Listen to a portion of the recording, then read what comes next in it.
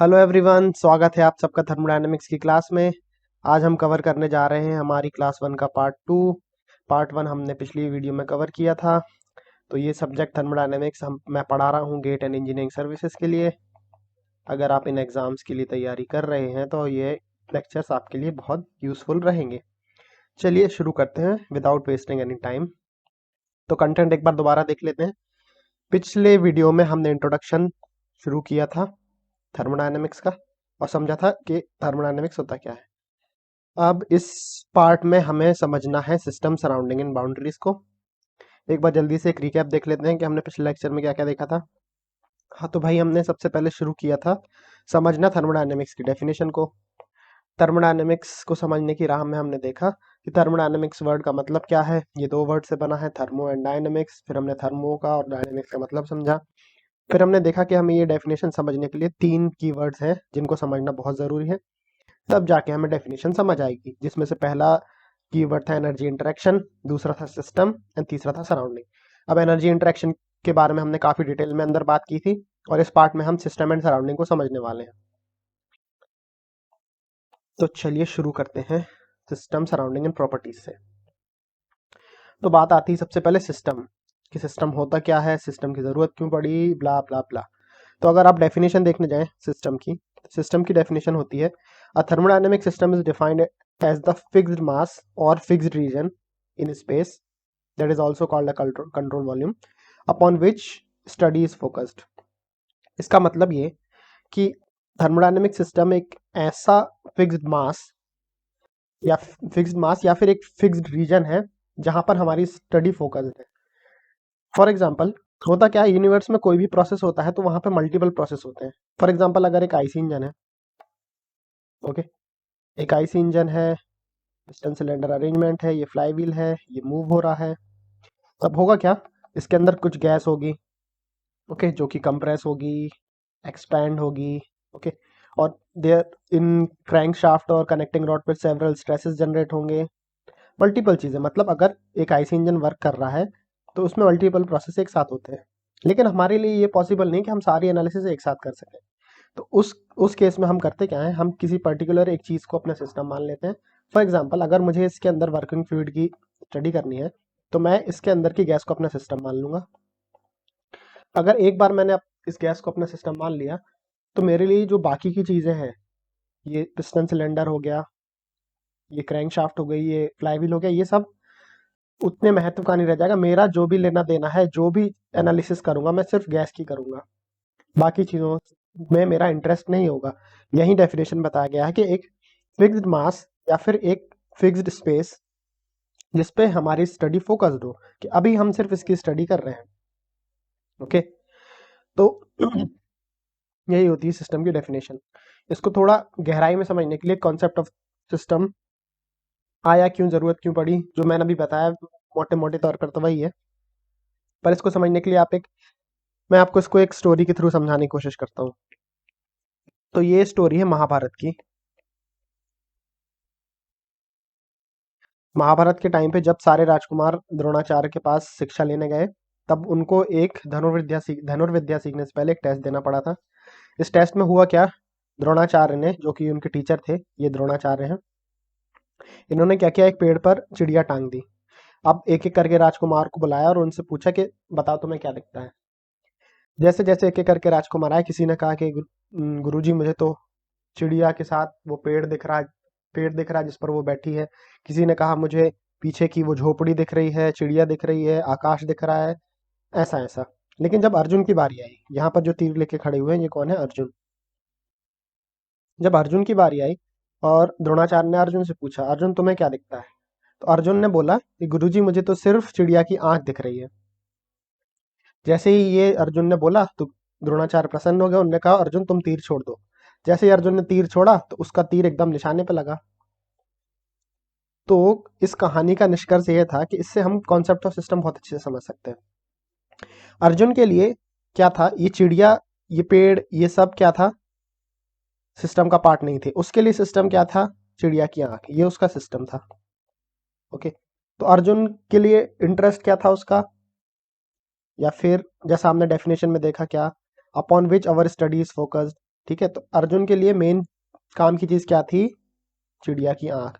तो उसको सिर्फ उससे ही मतलब था, बाकी आसपास पेड़ पक्षी झोपड़ी कुछ उससे उसको मतलब नहीं था। सेम यही कॉन्सेप्ट होता है सिस्टम का, कि ऑल्दो बहुत सारी प्रोसेस एक साथ हो रही हैं, लेकिन हमें जिस चीज़ में इंटरेस्ट है या फिर जिस चीज़ की हम स्टडी अभी कर रहे हैं, हम सिर्फ उस पर ही ध्यान देंगे और उसके ही चेंज को एनालाइज करेंगे। बाकी चीज़ों के बारे में क्या हो रहा है उसको हम नहीं देखेंगे, क्योंकि एक साथ सारी चीज़ों की स्टडी करना पॉसिबल नहीं होता है, एंड प्लस वो कॉम्प्लेक्स होगा और आपको उतने अच्छे रिजल्ट्स नहीं मिलेंगे। फॉर एग्जाम्पल, अगर आप इस प्रोसेस को देखें, यहाँ पर क्या है, एक पैन में पानी गर्म हो रहा है और स्टीम निकल रही है। ये वाले एग्जाम्पल को अगर आप देखो, अब इसमें देखो मल्टीपल प्रोसेस एक साथ हो रही हैं। कैसे? देखो यहाँ पर कुछ रेडिएशन के थ्रू हीट निकल रही है, ठीक है, पानी बॉईल भी हो रहा है यहाँ पर, यहाँ कुछ स्टीम निकल रही है, पैन भी हीट हो रहा है कंडक्शन से। तो अगर आप इतने सारे प्रोसेस हो रहे हैं, आप सबको एक साथ एनालिसिस सबकी एक साथ एनालिसिस करना बहुत कॉम्प्लिकेटेड होता है। तो आप करते क्या है, एक बार में एक चीज़ की स्टडी करेंगे। अगर कोई थर्मोडायनेमिक्स पढ़ रहा है फॉर एग्जाम्पल, और उसको करना है बॉइलिंग की स्टडी या फिर स्टीम की स्टडी, तो वो इस स्टीम को क्या मानेगा? अपना सिस्टम। अगर उसने एक बार इस स्टीम को अपना सिस्टम मान लिया, तो उसके बाद ये पैन कितना गर्म हो रहा है, पानी कितना बचा है, या फिर रेडिएशन से कितनी हीट लॉस हो रही है, उस चीज़ के बारे में ये चिंता नहीं करेगा। ये सिर्फ स्टीम के अंदर होने वाले चेंजेस को नोटिस करेगा। फॉर एग्जाम्पल, किसी और पर्सन को इस मटेरियल में होने वाले चेंजेस को की स्टडी करना है, तो उस टाइम पे वो क्या करेगा? स्पैन की बॉडी को मान लेगा क्या? अपना सिस्टम। तो सिस्टम एकदम फ्लेक्सिबल है, आप बस जिस चीज़ की स्टडी करना चाहते हैं उसको अपना सिस्टम मान लो, बाकी की जितनी चीज़ें हैं उससे हमें कोई मतलब नहीं रहना चाहिए। सेम एग्जांपल ये आईसी इंजन का है, जो मैंने अभी जैसे ऊपर दिया था, कि आईसी इंजन में सेवरल प्रोसेस होती हैं, लेकिन हम एक बार में किसी एक चीज़ की स्टडी करते हैं और उसी को हम अपना सिस्टम कह देते हैं। ठीक है, यही बात होती है सिस्टम की। अब सिस्टम यूनिवर्स में दो टाइप के होते हैं। First one is fixed mass, second one is fixed region. Fixed mass fixed region समझाने के लिए मैं आपको एक एग्जांपल देता हूँ। लेट्स से मेरे पास दो रूम है, this is room 1, this is room 2। Okay, मुझे यहाँ पर कैमरे इंस्टॉल करने थे, तो मैंने फर्स्ट रूम में कैमरा लगाया। ये कैमरा कैसा है? ये कैमरा सेंसर वाला है। सेंसर ऐसा वैसा सेंसर नहीं, मोशन सेंसर। मोशन सेंसर से मतलब क्या? अगर कोई पर्सन इस कमरे के अंदर आएगा, तो ये उसके प्रेजेंस को नोटिस कर लेगा, और जहां जहां वो बंदा मूव होगा, ये कैमरा उसको ट्रेस करेगा। लेकिन सेकंड रूम में कैमरा लगाते टाइम मेरे पास पैसे कम पड़ गए, तो मैंने यहाँ पर एक फिक्स्ड कैमरा लगा दिया। ठीक है, अब पहले कैमरे की खासियत क्या है? लेट सपोज यहाँ पर एक गेट है और आप रूम के अंदर एंटर करते हो। आप जैसे ही एंटर करोगे, ये कैमरा आपकी तरफ फोकस हो जाएगा। अब आप इस रूम में चाहे जितना मर्जी यहाँ वहां वहां घूमे, ये कैमरा आपको फॉलो करेगा। ठीक है, पहली बात समझ में आ गई। सेकंड केस में क्या है, क्योंकि ये कैमरा फिक्स्ड है, तो ये इसकी रेंज है कि इस रेंज के अंदर अगर कोई मूवमेंट होती है या फिर जो भी चीज़ है, इसको रिकॉर्ड करता जाएगा। अब अगर गेट यहाँ पर है और आप यहाँ से एंटर हुए, ठीक है, तो आप इस कैमरे में तब तक नहीं आओगे जब तक आप इसकी रेंज के अंदर नहीं आते। आप जैसे ही इस रेंज के अंदर आए, ये कैमरा आपको तुरंत से रिकॉर्ड कर लेगा। अब आप एक बार सोचो, ये जो मैंने लेफ्ट साइड में दिखाया है ना, ये एग्जाम्पल है फिक्स्ड मास का। कैसे? ऐसे कि ये पर्सन है, ये एक पर्सन है, ये इसका एक मास फिक्स्ड है। फॉर एग्जाम्पल, आप पर्सन हो ना, आपका मास हो गया क्या? फिक्स्ड। ठीक है, हमने पर्सन को मान लिया अपना सिस्टम। एक बार जैसे ही हमने इस पर्सन को अपना सिस्टम माना, मतलब हमने एक फिक्स्ड मास को अपना सिस्टम माना। अब ये पर्सन इस रूम में जहां भी घूमेगा, हम उसको ही देखते रहेंगे। हमें इस बात से मतलब नहीं वो पर्सन कहाँ जा रहा है, हम उसको ही देखते रहेंगे, पूरे टाइम उसी की स्टडी करेंगे। सेकंड केस की बात करें, तो हमने एक स्पेस को अपना सिस्टम मान लिया। यहाँ पर इस कैमरे में क्या है? ये इसकी रेंज है, मतलब ये इसके लिए सिस्टम है। ठीक है, ये इतनी स्पेस या इतना रीजन इसका सिस्टम है। अगर इस सिस्टम के अंदर, इसकी रेंज के अंदर कोई भी चीज़ आती है, चाहे आप आओ चाहे कोई और ऑब्जेक्ट आए, ये उसको रिकॉर्ड करेगा। अगर कोई भी ऑब्जेक्ट इसके बाहर है, इसकी रेंज के बाहर है, लेट सपोज आप यहाँ खड़े, तो आप सिस्टम का पार्ट नहीं कहलाओगे अनटिल एंड अनलेस आप इस रेंज के अंदर नहीं आते। तो ये होता है फिक्स्ड मास सिस्टम और कंट्रोल वॉल्यूम में डिफरेंस। कंट्रोल वॉल्यूम, हम एक वॉल्यूम को फिक्स कर लेते हैं, उसको अपना सिस्टम मान लेते हैं, और फिक्स्ड मास में हम एक फिक्स मास को अपना सिस्टम मानते हैं। अगर मैं इनके आपको एग्जांपल देना चाहूँ तो ऐसे दूंगा। लेट्स सपोज हमारे पास एक पिस्टन सिलेंडर अरेंजमेंट है लाइक दिस।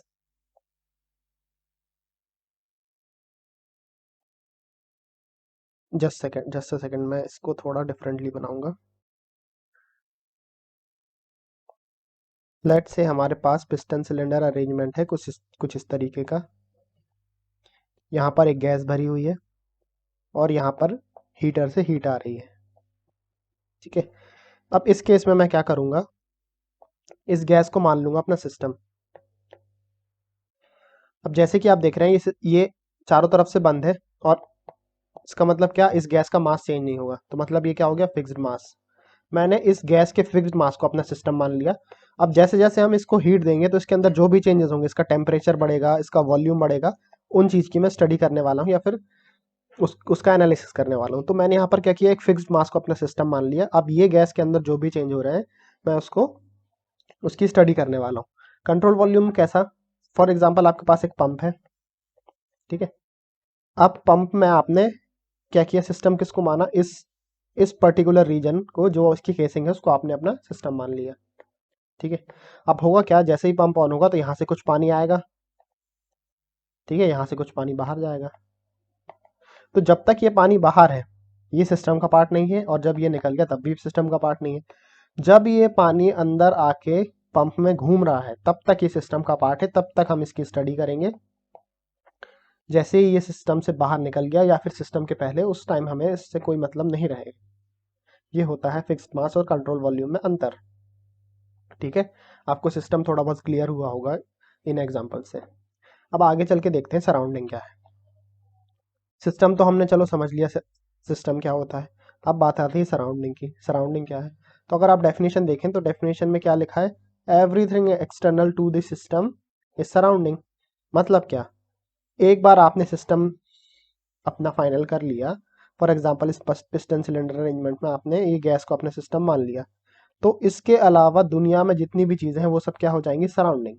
एक बार अगर आपने इस गैस को अपना सिस्टम मान लिया तो ये देखो, ये पिस्टन, ये सिलेंडर, ये सब क्या हो गया, सराउंडिंग। इवन इसके बाहर जो एयर है, रूम है, सब कुछ, rest of the universe is system is surrounding.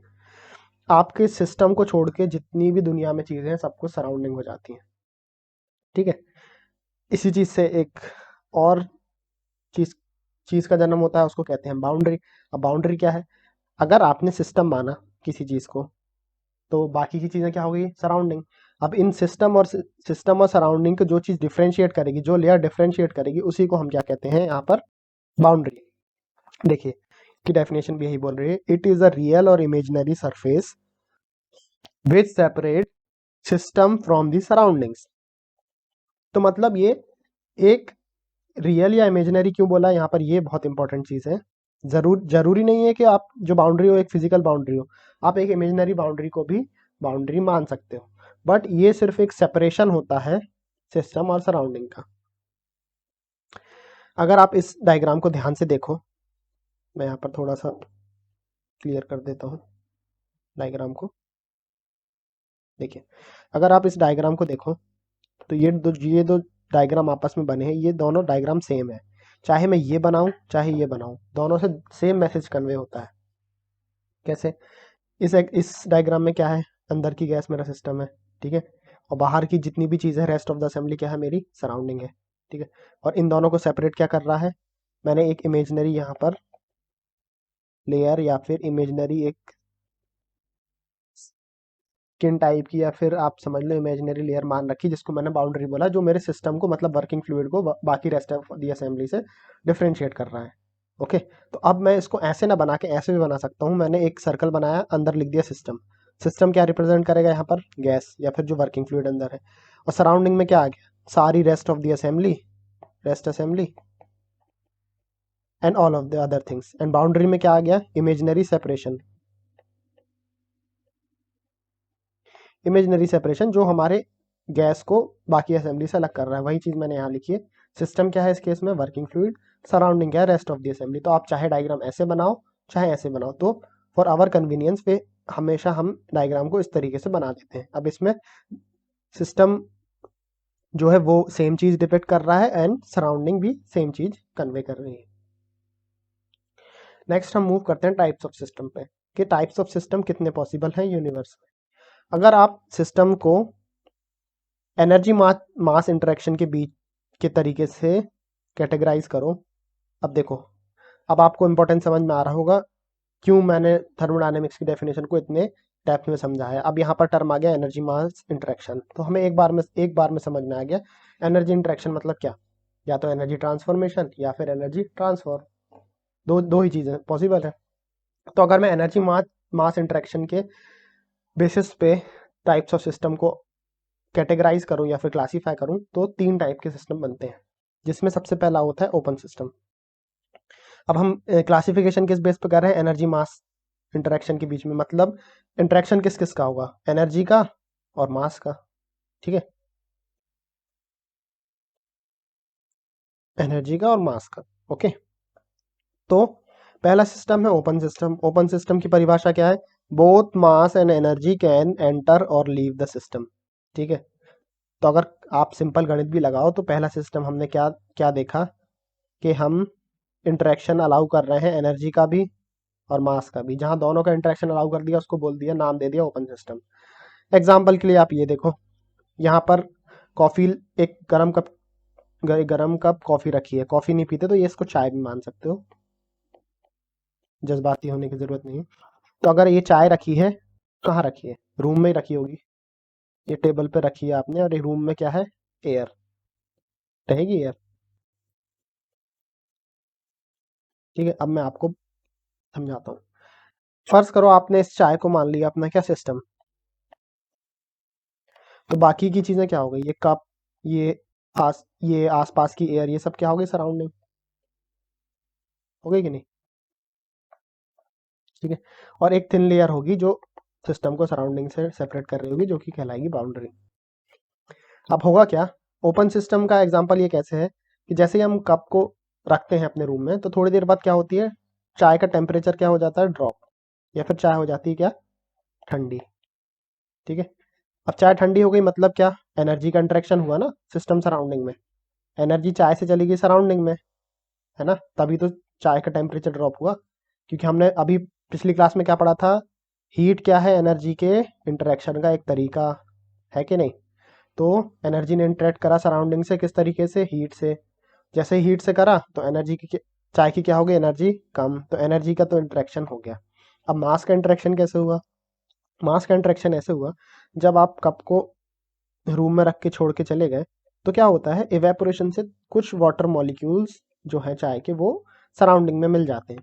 जैसे ही सराउंडिंग में मिलेंगे तो चाय का जो है मास वो कम हो जाएगा ना, क्योंकि कुछ तो इवेपोरेट होके एयर में चला गया। तो क्या कहेंगे हम, सिस्टम सराउंडिंग में मास का इंटरेक्शन भी हो गया कि नहीं हो गया, हो गया। और मास भी क्या है, एनर्जी के इंटरेक्शन का एक तरीका, हमने फर्स्ट क्लास में पढ़ा था।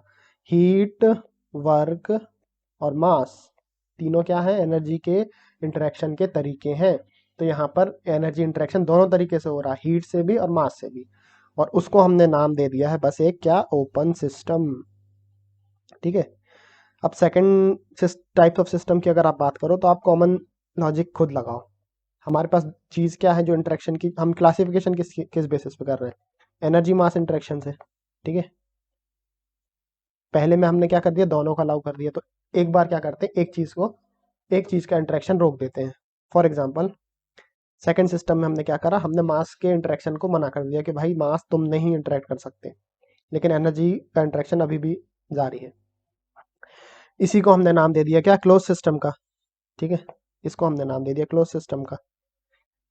अब क्लोज सिस्टम का मतलब क्या, only energy can cross the boundary, मतलब वही वही एग्जाम्पल ले लो आप, इसका एग्जाम्पल देखो मैंने लिखा, a tight capped cup of coffee, वही चाय का कप है, टेबल पे रखा हुआ है, चाय भरी है अंदर, अभी भी चाय गर्म है। ठीक है, अब आपने चाय को टेबल पे छोड़ा, लेकिन इस बार क्या किया, इसमें एक कैप लगा दिया, टाइट। ठीक है, आपका इस केस में भी सिस्टम क्या है, चाय, सराउंडिंग क्या है, बाकी की दुनिया भर की चीज़ें, कप हो गया, ये एयर हो गई, सब कुछ। ठीक है, अब सिस्टम सराउंडिंग के बीच में इंटरेक्शन होगा, लेकिन क्योंकि तुमने ढक्कन लगा दिया ना, तो अब भाई मास का इंटरेक्शन तो नहीं हो पाएगा। मास जो है मतलब एनर्जी इंटरेक्शन के तरीके कितने हैं? 2 3, ठीक है। अभी हम कंसीडर क्लासिफिकेशन किस किस के बेस पे कर रहे हैं? मास और हीट के बेस पे, या फिर मास और एनर्जी बोल दो, ठीक है। तो हमने मास का इंटरेक्शन तो रोक दिया, लेकिन एनर्जी का इंटरेक्शन अभी भी हुआ। कैसे? आप भले ही यहाँ पर ढक्कन लगा दो, तो भले ही चाय तो नहीं कम होगी, वाटर मॉलिक्यूल्स कप के अंदर ही रहेंगे, लेकिन चाय ठंडी तो होगी अभी भी। चाय का टेम्परेचर जो है वो तो डिक्रीज हो ही जाएगा। तो क्या हुआ? एनर्जी का इंटरेक्शन हुआ कि नहीं हुआ? एनर्जी का इंटरेक्शन तो अभी भी हुआ। थर्ड एग्जांपल में क्या भाई? अब तुमने जिद पकड़ ली और तुमने बोला अब तो ना मैं एनर्जी को इंटरेक्ट होने दूंगा, ना मैं मास को इंटरेक्ट होने दूंगा, ठीक है। ऐसे सिस्टम को नाम दे दिया गया क्या? Isolated system, where neither energy nor mass can cross the boundary. Example क्या है? यूनिवर्स। ये अभी समझाता हूँ यूनिवर्स कैसे। तो अगर सपोज आपने यही चाय को थर्मस में डाल दिया अगर, तो अब होगा क्या? ना तो चाय ठंडी होगी, ना चाय कम होगी, तो ना एनर्जी का इंटरेक्शन हो पाया, ना मास का इंटरेक्शन हो पाया, ठीक है। अब मैंने एग्जांपल में यूनिवर्स क्यों लिखा? यूनिवर्स लिखने का कारण मेरा ये था, अगर आप फर्ज करो कि आपने पूरे यूनिवर्स को ही अपना सिस्टम मान लिया, तो अब अगर आपने अपने यूनिवर्स को ही पूरा सिस्टम मान लिया है, तो अब यूनिवर्स से बाहर कोई क्या ही चीज जाएगी? जो भी एनर्जी है वो यूनिवर्स के अंदर ही रहने वाली है, जो भी मास है वो भी यूनिवर्स के अंदर ही रहने वाला, यहीं बनेगा, यहीं ट्रांसफॉर्म होगा, जो भी दुनिया भर की चीजें यहीं होने वाली है। अब यहाँ पे इंटरेस्टिंग बात यह है कि आप ये देखो कि सिस्टम की स्केलिंग कहाँ से कहाँ तक हो सकती है। एक चाय के कप से लेके एक यूनिवर्स तक हम सिस्टम को इतने बड़े लेवल तक स्केल कर रहे हैं यहाँ पर। मतलब कितना फ्लेक्सिबल है सिस्टम। आप सिस्टम किसी भी चीज को मान सकते हो। आप अगर यूनिवर्स की स्टडी कर रहे हो तो आप यूनिवर्स को मान लो अपना सिस्टम। ये एक बड़ी इंटरेस्टिंग चीज यहाँ पर देखने मिली हमें, ठीक है। तो यही यही होता है आइसोलेटेड सिस्टम। अब एक बार एक क्विक रिवीजन ले लेते हैं सिस्टम एंड सराउंडिंग का, टाइप्स ऑफ सिस्टम का, सॉरी, सिस्टम कितने टाइप के होते हैं। अगर ओपन सिस्टम है तो एनर्जी का ट्रांसफर होगा, जी होगा, मास का भी ट्रांसफर होगा। लेकिन क्लोज सिस्टम में हमने कहा मास तुम नहीं जा सकते, एनर्जी लेकिन तुम जा सकती हो। और आइसोलेटेड सिस्टम में हमने क्या कर दिया? दोनों को कट्टा लगा दिया, मतलब दोनों का ट्रांसफॉर्मेशन नहीं हो सकता। ओके, ये होते हैं टाइप्स ऑफ सिस्टम। तो आज का ये पार्ट यहीं तक है। अगले लेक्चर में हम इन डेप्थ थर्मोडायनेमिक्स पढ़ना शुरू करेंगे। ये पहले 2 पार्ट सिर्फ एक ओवरव्यू के लिए थे थर्मोडायनेमिक्स के कि क्या होता है। होप आपको ये वीडियो अच्छा लगा हो। Thank you very much.